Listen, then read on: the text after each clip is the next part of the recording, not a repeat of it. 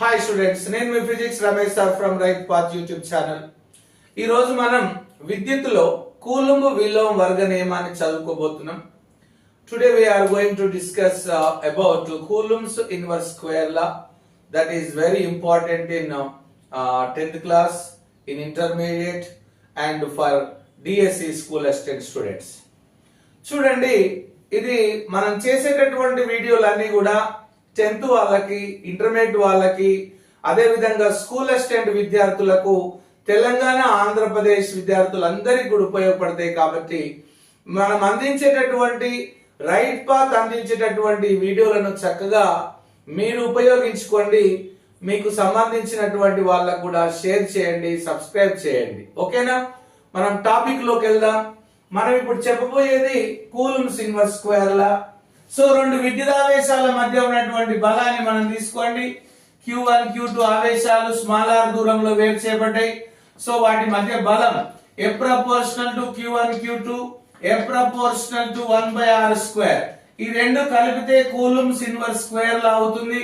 Q1 Q2 by ఎంతమా r square. అప్పుడు F is equal to ఏమవుతుంది? Constant into Q1 Q2 by ఎంతమా r square అన్నమాట. F is equal to, చాలా జాగ్రత్తగా వినండి, గాలి లేదా శూన్యానికైతే దీని వాల్యూ ఏమవుతుంది అంటే 1/4πε0 ఇంటూ Q1 Q2 బై ఎంతమా r square. So k value నేనేం రాసిన, గాలి లేదా శూన్యానికి 1/4πε0 రాసిన. ఇక్కడ ε0 అనేది ఏంటిదమ్మా అంటే air or vacuum electric permeability అన్నమాట. ఎలక్ట్రిక్ పర్మియబిలిటీ గాలి లేదా శూన్యం యొక్క విద్యుత్ ప్రవేశశీలత ε0 వాల్యూ 8.852 into 10⁻⁻12. ఓకే, ఇప్పుడు ε0 వాల్యూ మనం రాయాలంటే ఈ ε0 మనం పైకి తీసుకెళ్ళాలి. ఓకేనమ్మా, F ని ఇక్కడ తీసుకురావాలి కదా.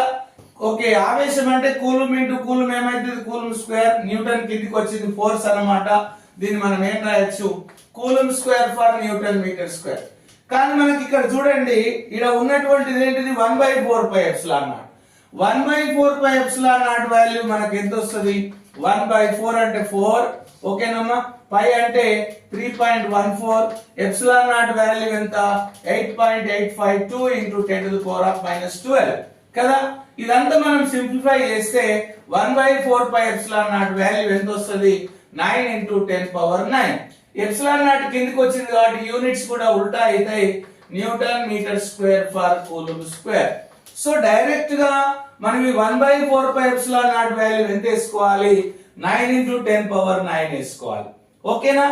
ఇప్పుడు చూడండి, ఈ కూలుంబ్ విలోమ వర్గ నియమం ప్రకారం, కూలుంబ్ విలోమ వర్గ నియమం ప్రకారం రెండు విద్యుదావేశాల మధ్య బలం డైరెక్ట్ గా 1/4πε0 into Q1 Q2 by r square అన్నమాట. F is equal to, దీని వాల్యూ ఎంతమ్మా? 9 into 10⁻9 into Q1 Q2 by ఎంతమ్మా? r square. ఇది 10th క్లాస్ లెవెల్ వరకు ఇంతవరకు వస్తుంది. It is up to 10th class only. 10th class తర్వాత దీని రూపం మారిపోతుంది. So up to 10th class, Coulomb's inverse square law, this is the formation. After 10th class, okay now, this formation is going to change అన్నమాట. ఎలా change అవుతుందనే తర్వాత చూద్దాం.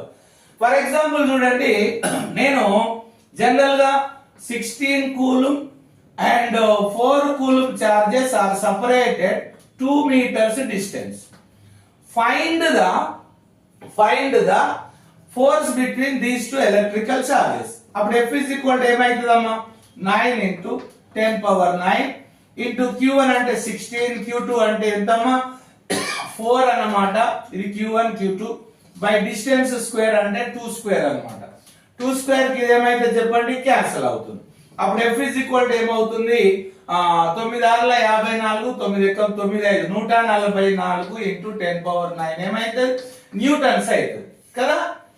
ఇప్పుడు ఇదే ప్రశ్న చూడండి, స్కూల్ అసిస్టెంట్ వాళ్ళకి ఏం చేస్తాడమ్మా అంటే, ఇదే ప్రశ్న, సేమ్ ప్రశ్న చూడండి, 16 కూలుంబుల 4 కూలుంబుల ఆవేశాలు 2 మీటర్ల రాగి తీగతో కలిపినాం. 2 మీటర్ల రాగి తీగతో కలిపినాం అన్నప్పుడు ఈ ప్రాబ్లం చేయవలసిన అవసరం లేదు. when you are connecting two charges with metal wire, the force will be 0 అన్నమాట.